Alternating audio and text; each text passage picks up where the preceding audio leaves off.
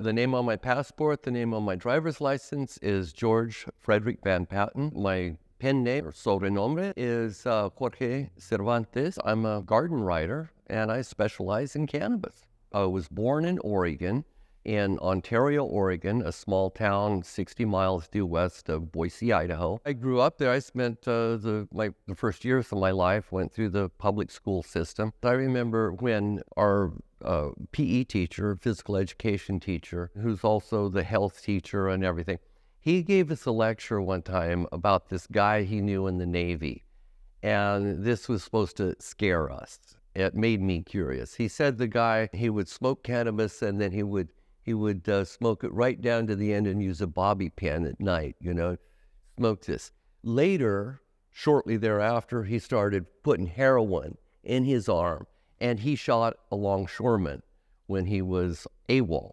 So he said, if you smoke cannabis, you will go immediately and do heroin and you will do violence. That was a clear message. And I thought, well, that's kind of weird. I've heard this a lot, I've heard that I'll do things that I'm not controlling myself. I would do that. I thought, well, okay. And then other people said, well, cannabis is not so bad. So one night, we scored a 3-finger lid of Mexican dirtweed, and 3 fingers, well, that's how much it was, about that big around. Half of it was seeds, half of it was, the smoke that tasted like dirt. And we stuffed one of my dad's pipes full of it, and we sat around, there's 4 of us, and we smoked and smoked and smoked until it was all gone. Took forever to get high.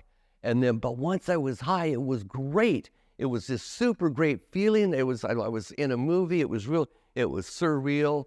I loved the feeling. And at that time, I didn't know. Well, that was when I was in high school. 1971, I think, is when that happened.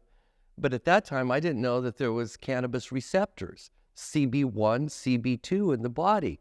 So they were just bonding with those receptors. It was a natural process. And then the next day, I didn't have a hangover like you would if you had alcohol. I felt good, and then I thought, gee, something's wrong here. Then the next thing, I do it several more times over time, and I thought, geez, I've never even seen heroin. I don't think I want to do that stuff because I read about it and I knew what it was. And I thought, well, there's no chain between these two. Either that PE teacher was poorly informed, did not know what he was talking about, or he did know what he was talking about and he was lying. Either way, he didn't know what was going on and there was some kind of an agenda. I didn't trust him anymore. And that made me quit trusting because I didn't get clean, good information. I went to school and university in Spain, and then I went to school and university in Mexico. And in Mexico, that's where I really came in contact with it. We got the lecture. There was foreign students that went there, maybe 10% people from North America that were there. So they gave us this big horror story about, you were going to get arrested and you're going to go crazy and you're going to get kicked out of the country. Oh, okay, better pay attention to this guy. And then one kid walked through and he goes, well, I'm going to go outside and smoke a joint. Anybody want to come? And I go, yeah, sure. And so I go out, we smoke joints, and it was a fun time. And that's when I really came into contact with it. And then later, when I got out of school, I ultimately graduated from Portland State University here. I really didn't know what to do. I mean, I wasn't really prepared for the workforce. I moved to Santa Barbara, California, and started we bought a gardening business. A Chilean friend of mine and I've known for years. And we bought that business and I started growing cannabis in the hills outside of Santa Barbara, actually in Montecito and up San Isidro Canyon. And boy, that worked great. I mean, I had a nice income. It was exciting, thrilling for me. I had a lot of physical stamina back then. And that was how I got into it. And then, and mainly it was fun. It's recreational. That's how I got into it. And then later, I we sold the business. And had the money from selling the business. I went to South America, hung out there for a while. My father got sick. I came back to America and really didn't know what to do. I knew how to grow cannabis. I knew a lot about gardening. And so I started growing again. And then I thought, gee, that's when indoor growing became popular. So I started growing. I came back to Portland, Oregon, because this is where my friends, or well, not my friends, but my family was. And it was easier to get on this way here. So what did I do? I started growing indoors because that was the first time that indoors really took off. And it started in Seattle, moved to Portland, and then Vancouver. That was really the center of the universe for indoor growing. And I saw that there was bad information. There was really bad, incomplete, inconsistent, and just wrong information. So knowing how to read and write, and I'd worked at a newspaper when I was young. So I knew a lot about publishing and putting ink on a page, and I could write. I was the photographer for the newspaper. So I decided to make a book. And I made the book, and nobody wanted to buy it. I couldn't sell it to any publishers. They said nobody was interested. And so I published it myself, actually right over there off of Foster Road at Instaprint. And I rented the press at night and made the book, stapled it, and went out and sold it. And the first year, that was 1983, it sold 6,000 copies. And then all of a sudden, people wanted to publish it. And I said, well, you guys thought I was crazy. Now I have a history. I really don't need you people anymore. So I had enough money at that time to have a commercial press print it, and it turned out to be a book. First book was 96 pages, 5.5, 8.5. Second book, 288 pages with a spine on it, and that book took off. I love plants. I love all plants. They're great. You know, they're wonderful. I have green fingers. I have green thumbs. Plants are nice to me. I'm nice to them. We get along well. When I was a kid, I always had gardens, you know. I mean, the kids always grow, little radishes, because they develop so quickly, and they're ready in, 30 days, 25 to 30 days. And then corn, sweet corn, it grows so fast. All that stuff fascinated me. Comes out of a little bitty seed, and it gets really big. That's so cool. I mean, I get excited now. Then there was cannabis. And it's a prohibited plant. You have to know everything about it. It's a fascination. And then you can consume it. I was more interested in drug cannabis than hemp, we call it rope and dope. I was more interested in dope than rope. Dope meaning it alters your dopamine levels, and then I didn't know anything about the receptors back then. But yeah, it's always been a special plant. As far as, making it sacred and mystic, I don't know, that's a bit of a stretch. It's what it is. It's what it is. Yeah, but I really love it. It's fun, and there's so many different varieties. Man, I mean, there's, and it's an outbreeding plant. So since it's outbreeding plant, you've got an infinite number of combinations. People are outbreeders too, so you don't want to cross them back to the same generation for long, because you get these recessive genes. So you've got this infinite number of combinations, and the plants, see, there was a lot of different varieties, say landrace or just wild varieties that hadn't been discovered yet. And I knew mainly about the Mexican ones. My one buddy came back from Vietnam. He had a whole sea bag. He threw out most of his stuff and filled it up with Thai sticks. Yeah, and so he had a lot of those. So I knew a lot about, not a lot, but basic stuff about it. But it was, I didn't know, about, for example, African cannabis. There's all kinds of different varieties there. There's the ones, the Afghanis and all of these, the Central European ones or Eastern European ones. There's the daylight neutral one, Cannabis ruderalis.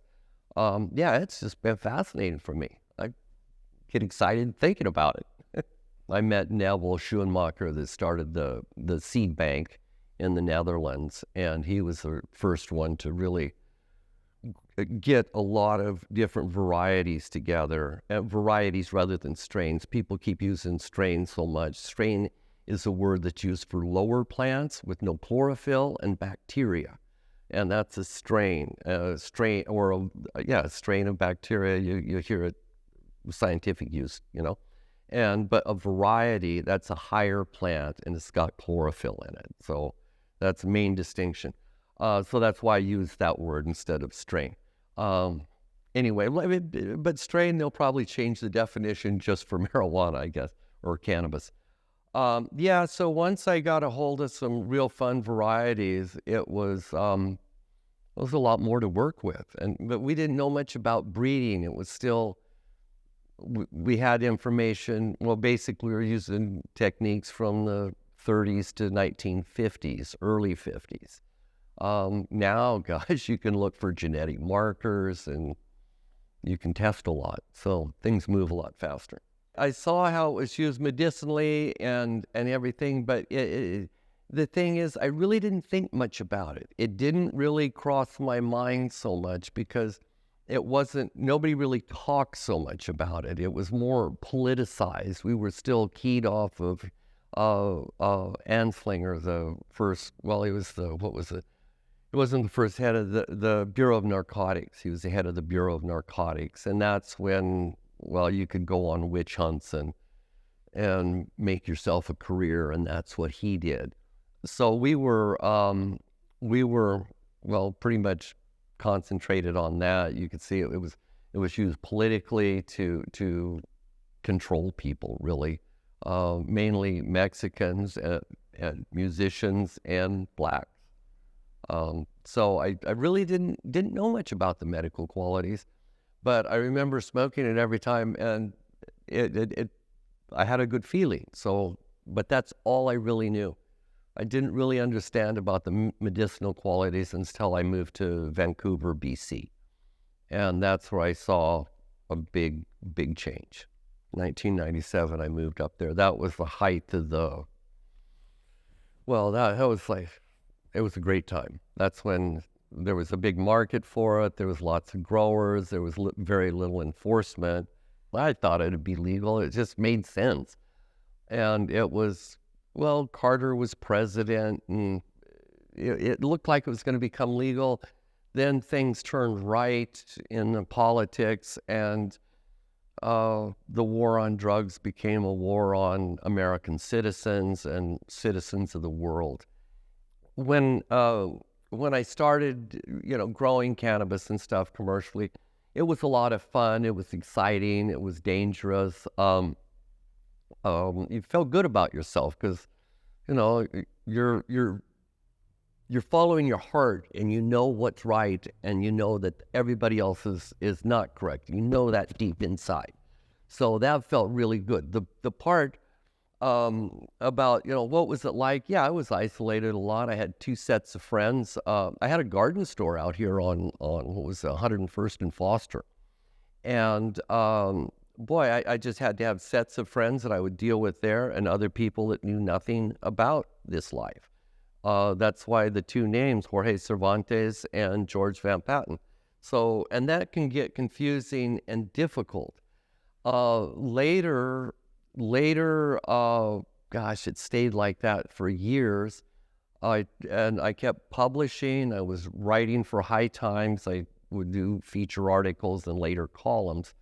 But yeah, I was isolated a heck of a lot. I spent a lot of time alone. That's kind of the life of a writer anyway, and a farmer, grower. So you're isolated. You stay around people like yourself. But like I say, there's this whole other sphere of things. And you don't mix the two. You can't talk to your family about it. You can't talk to anybody about it. And then, later when I got at the garden store, it was more accepted by more people. But a lot of people just thought I was nuts, and they felt sorry for me. It was kind of funny. They called me a criminal and pretty ugly words, and stuff that's just not true. I was a criminal to them, but to me, I'm okay. I don't have that.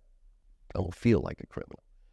And then I just said, the hell with it. You guys, I'm going to be me, and you don't control me. I'm in control of my own life, my own destiny. And then, gosh, there was Green Merchant came. Green Merchant was 1989, on a Thursday. That's when the DEA raided simultaneously across America more than 40 indoor garden stores. And they didn't raid me. I may have written for High Times at the time, but I did not advertise. They only went after the advertisers. But the local cops, well, and the DEA too, I have a big file. I never asked for it because it'd take me 5 years to get it. And I want the updated file. I don't want the old stuff. But anyway, the narcs were in my store. There were 3 different clients, or people, customers, you call them, came in, and they said that they'd gotten arrested. Their grow room was raided, and they tried to get me, or the people that were raided, to roll over on them, or on me, and say that I was involved in their grow.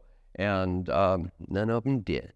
Stand-up guys, And that was a rough time in life.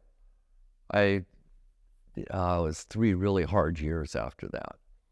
And then I thought, well, I should get out of this. I tried different things. I tried regular garden writing, and I wrote a bunch of straight books too, vegetable, flower books, organic books. It was great. But they didn't have but my heart really wasn't into it. I really liked the cannabis better. I thought, hell with it. I'm going back. I'm going back strong this time. I went back, started writing again, heavy. Just a lot. I republished books, old books. I did the indoor marijuana horticulture. Again, a new edition. It was stronger and better than ever. So I like getting my hands dirty. I like being outside. I like being around plants. So I just figured, well, the more people I get or just give good, clean, solid information to teach how to grow cannabis, the better off everybody will be. So that's what I did. I just figured, well, the more cannabis growing, the better. And you can't stop it. You put it everywhere. Basically, they can only pull so many plants. So they pull a few plants, cost them $1 million. They pull a few more plants, cost them $5 million. So you just run them out of money. That's what they try to do with us. Just let the plant dominate. It's not too tough. If you lie to somebody either through ignorance or just because you want to control their agenda, you'll never get the respect of that person again. That's the way it is. Education's essential. When I lived in Portland, Oregon, the police would stop by my house regularly. One time these people police officers in plain clothes came by my house. They had busted somebody I know, a personal friend. They had one of my books in hand that they had taken off of this person, and they wanted me to sign the damn thing. And then later, they were going to drink beers and go shoot guns. I told them, get the hell off my property. Just leave. And they didn't like that. It was local cops here. They didn't like that. They'd come by, they'd leave notes on my door, half a dozen times. That's when I lived in Portland. Their job's to intimidate, and they're damn good at it. But it's scary. And then so I left. I went to Spain. It was much nicer there, much nicer. They know about fascists. They know what that's like. First off, the drug war never started in Spain. It didn't arrive. Spain's 50 miles from North Africa, right? Morocco. And so it's always had Moroccan cannabis, Moroccan hash come in. It's great. But it was a lot of times the military would bring it in because they controlled everything back then. Still do a lot. And, Spain was in the war there with North Africa, and a lot of people were smoking. It just never had the stigma that it did here. What happened is I met some guys from Spain when I was at one of the Cannabis Cups in Amsterdam, and they were telling me about a new magazine, Cáñamo. It means hemp in Spanish, but hemp means all cannabis, and in those language, or in that language, or many languages. And so they said, yeah, there's this great new magazine, Cáñamo, and they lifted a bunch of stuff from one of my books. So I thought, well, I better go over there and make sure I, see how this works here. So I moved down to Barcelona and started writing for Cáñamo magazine, and I had an instant group of friends. And it was interesting because when I moved there, I gave a talk down at Plaza Catalunya, which is a major plaza in Spain, or in Barcelona. I go in, and to give a talk, the room will hold 300 people. There was people rolling out the doors, I mean, I never had a crowd like that was interested and not hostile. And the news showed up. They had Canal Plus. Canal Plus at the time would be like CNN here. So Canal Plus, it's a big story, a breaking story. At the time, they interviewed me. They had parts of my talk in it. It was a minute and a half long little segment. It ran on the news for like 6 weeks, 4 or 5 times a day. So everybody in the whole country knew me. I had tons of friends. I had people going down the street. It was just a huge change. You come from a place that you're a criminal, and then you go someplace else. Everybody likes you. Different. See, I was there when Franco, and Franco, the cops could break your door down, and they had complete control of everything. And so, that every day. So what, after Franco died, what happened was the communists took over. Well, first is Adolfo Suarez, and he was the transitional president, and then later Felipe González came, and he was like hard left, and he dominated the country. And so that's when a lot of things changed. They went completely to the left, and there's a lot more human rights movements, the human rights, a lot more personal freedoms, so you have a lot more personal freedoms. The police don't have nearly as much power as they do here. And, man, that country knows fascism, it knows it well. And so personal freedoms are a big thing. You can feel very comfortable in your own home. If the police come to the door, you don't have to answer the door, Here, they might break it, When I have the freedoms, they have right over in a country like that. Because, a lot of people died during the Spanish Civil War. They don't want that again. So here, we're losing our rights pretty fast. There's a lot of problems in Spain. It's not the greatest place for a lot of things, but you got more personal rights than you do here, straight up. And that's what I like. My first experience was when I came back to America, and I took out, this credit card right here. It's a business credit card. I took this card out, and I bought cannabis at the Peace and Medicine dispensary in Sebastopol, California. And I thought, I just broken every cardinal rule that I'd lived by my whole life. Business purchase, business card, cannabis. And I walked in, I bought some, and I thought, yeah, that's pretty cool. I remember walking out, I had the brown bag with a receipt on it. I opened that bag,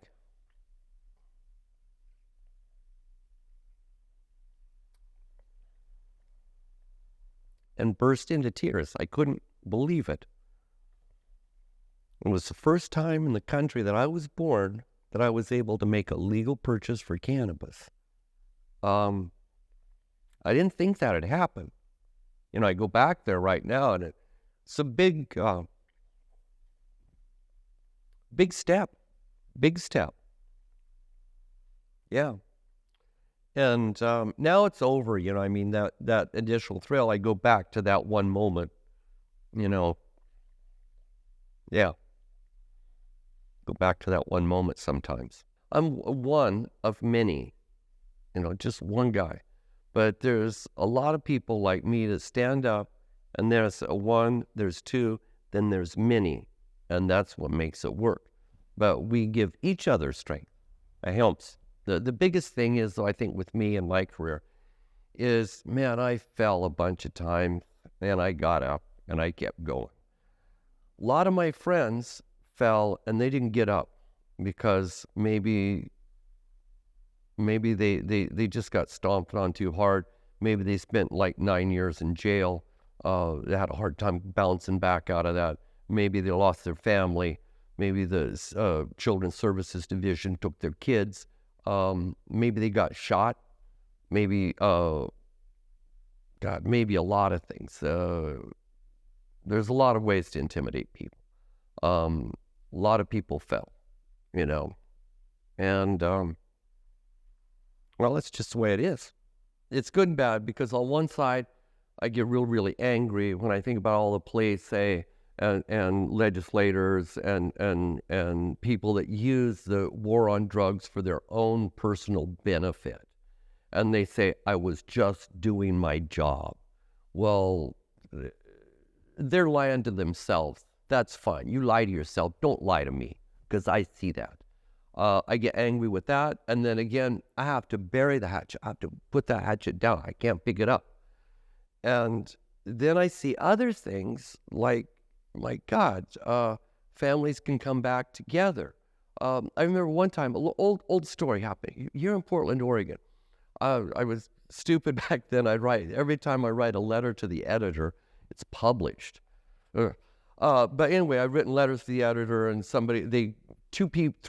four people got a hold of my address. And this one guy, I talked to him. He's a real nice guy. He was older then. That's when I was early 30s. And he was probably 65. Well, maybe my age now. I'm 61. But he was growing for economic reasons. And his daughter was blackmailing him and demanding a third of the crop. His daughter was doing this. And that's horrible. But other people healing, boy, it's helped with so many families, because it's broken up families. It's really broken up a lot of families. Children's Services Division has taken kids from parents, and now they've been reunited. It's much more difficult for the law to intervene and just break up families. The turning point in this whole, in the legalization movement was really when Charlotte's Web. Let's see, I forget their names, their first names. Anyway, they the father was a young, good-looking guy, war veteran, hero. The mother, young, typical girl next door, very nice, and the daughter, a beautiful little Charlotte. And they gave her a variety called Charlotte's Web with the high CBD in it. Completely changed their family life, their everything. The child's life completely changed it. She's much, much healthier now. It was the Charlotte's Web that finally got the attention of Sanjay Gupta, the medical doctor for one of the big networks. When he finally gave his okay, then it became okay to use cannabis for medicinal reasons. Other people believed it. So that was the turning point before Sanjay and after Sanjay. Okay, at that point, everything changed. Everything. it became okay to do it. The ironic thing about this, and this is why I went now, the war on drugs was put in place to save the children, to save them from the horrors of drug abuse. These kids were used like pawns. They were used like pawns. They moved them, and they moved them out there. And everybody knows you have to be nice to kids and puppies. That's it. Kids, puppies, and kittens. If you say anything bad about them, you're just a bad person.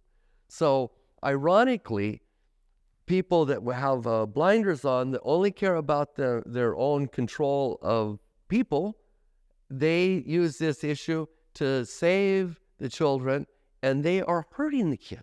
They are hurting them. They don't care about the kids. They don't care. Now they have to find another pond to move around. But that's disgusting to me, you know? That's why the good, clean information's important, you know? They can lie to themselves, but don't lie to me. Don't lie to the public. That's it. Botanically, it's complicated. Scientifically, it's complicated. Biologically, it's complicated. You put in a medicinal side and a recreational side, and all the people, the politics, it makes a very complicated plant. Well, the state of cannabis in Oregon, it's all over the map. It's going to be, they grow some of the best cannabis in the world here. It's one of the states that, well, it's legal. It's legal for recreational purposes and medicinal purposes. The state of cannabis is going to grow. The industry is going to change immensely, and it's going to change like a steamroller. And please pay attention, growers, because your life's going to change.